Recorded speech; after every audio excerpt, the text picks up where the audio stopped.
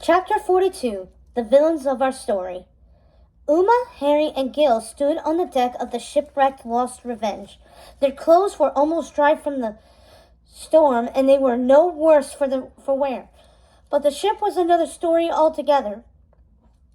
The main mast was broken, there were holes in the hull, and it was clear she would never sail again.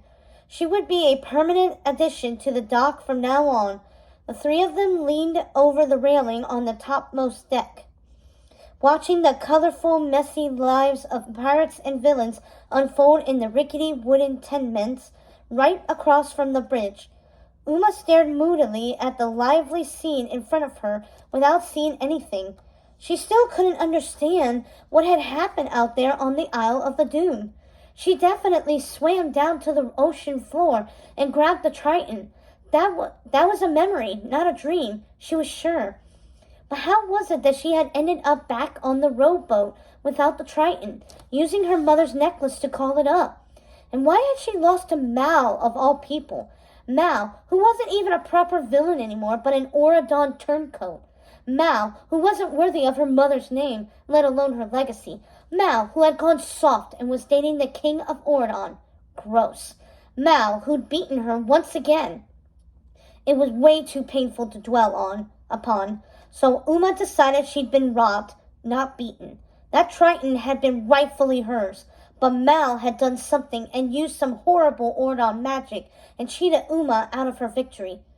So what now? Asked Gil. Rough off goblins? Suggested Harry. Ooh, or taunt first years and make them walk the plank, said Gil. Uma?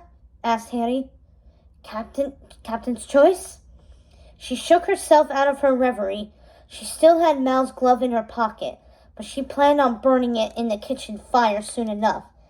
I've got a better plan, said Uma. She led them out across the bridge and into the bazaar. The stalls were full of hawkers, and she and her pirates had a fun time swiping scarves, taking things that weren't theirs, and causing the usual chaos and mayhem. Look, she said, stopping in front of a puke-inducing poster of King Ben and Mal. Spray paint, she ordered, holding out a palm, and Harry slapped a canister in her hand.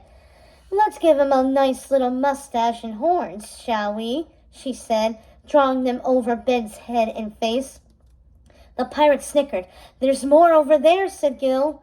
The crew vandalized every poster of King Ben that they could find, especially ones that depicted him and that Isle traitor Mal. It was a petty victory, but it did make Uma feel better, especially when she scrawled the pirates' motto all over their faces. We ride with the tide. Uma examined her handiwork with a smile. Once she was satisfied that there wasn't a poster of the king that wasn't defaced on the Isle of the Lost, they headed back to their ship. Still, it's too bad we lost, said Gil, leaning back on the railing with a frown. They were facing the other way now, looking out into the ocean at Auradon in the distance. Lost? We didn't lose, said Uma. We never lose. But Harry's sly pirate's face burst into a grin. Exactly. We never really had a chance anyway. Huh? Gil looked confused, but Uma had an inkling of what Harry was trying to say. Harry's smile grew wider. Come on, we're trapped here. Look up there, he said, pointing to the sky. That invisible barrier? It's impossible to get off the island of the lost. The deck was stacked against us from the beginning. Uma raised her fist to the sky in annoyance. Harry was right. They were playing long odds, betting against the house, and the house always wins. She knew that, since she and Harry ran a dice game at the fish shop every other Thursday. Listen, we might not have the Triton, and we might not have a way off this island, said Harry, but we've got a serious crew here. Uma looked around at the pirates on the ship. Desiree, Jonas, Bonnie, even Gonzo. They were hers, a real crew. We've got a lot to do, said Harry. So much trouble to start, eh? He slung an arm around Uma and another around Gil. Ugh, said Gil. You smell like shrimp. That's me, said Uma. No, it's me, said Harry with a wiggle of his eyebrows. I just had breakfast. But the three of them stood there for a bit, with their arms over each other's shoulders, looking out to the ocean and to the distant skyline of Auradon. Because Harry was right.